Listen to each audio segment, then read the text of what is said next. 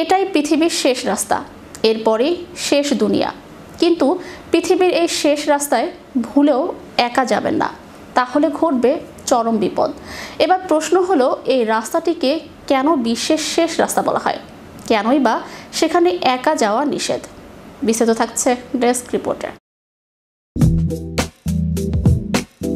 এটাই পৃথিবীর শেষ রাস্তা, এরপরই শেষ দুনিয়া। কিন্তু পৃথিবীর এই শেষ রাস্তায় ভুলেও একা যাবেন না, তাহলে ঘটবে চরম বিপদ। এবার প্রশ্ন হলো, এই রাস্তাটিকে কেন বিশ্বের শেষ রাস্তা বলা হয়? কেনই বা সেখানে একা যাওয়া নিষেধ? পৃথিবীর সবচেয়ে উত্তর প্রান্ত হলো উত্তর মেরু। উত্তর মেরু পেরিয়ে আরও উত্তরে গেলে কি পৃথিবী শেষ? পৃথিবীর কোনো শেষ রাস্তা আদৌ হয় কি? এ নিয়ে বহু গবেষণা হয়েছে এবং শেষ পর্যন্ত দেখা গিয়েছে সত্যি পৃথিবীর শেষ রাস্তা আছে, যার পরেই শেষ হয়ে যায় এই দুনিয়া। পৃথিবী গোলাকার, উত্তর এবং দক্ষিণ ভাগ সামান্য চাপা। গোলাকৃতি বস্তুত আসলে কোনো অন্ত নেই। মানচিত্র বলছে উত্তর মেরু পেরিয়ে আরও উত্তরে এগোতে চাইলে কখনো হয়তো দক্ষিণ মেরুর দেখা মিলতে পারে, কিন্তু পৃথিবীর উত্তর প্রান্ত তো উত্তর মেরুতেই শেষ। এখানেই তাই রয়েছে পৃথিবীর শেষ রাস্তা, যার পরে শেষ হয়ে যায় এই দুনিয়া। পৃথিবীর শেষ মিশে গিয়েছে অসীমে।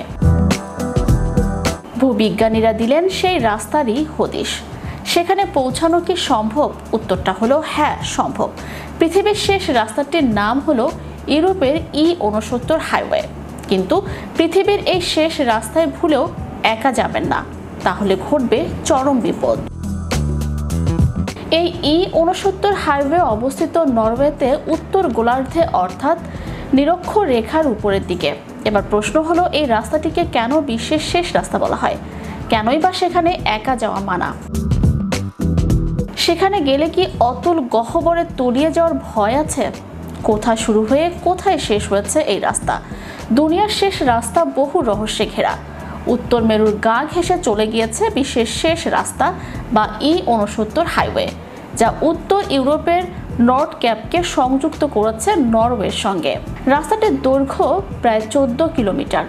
এই রাস্তাটা যেখানে শেষ হয়েছে তারপর আর কিছুই দেখা যায় না।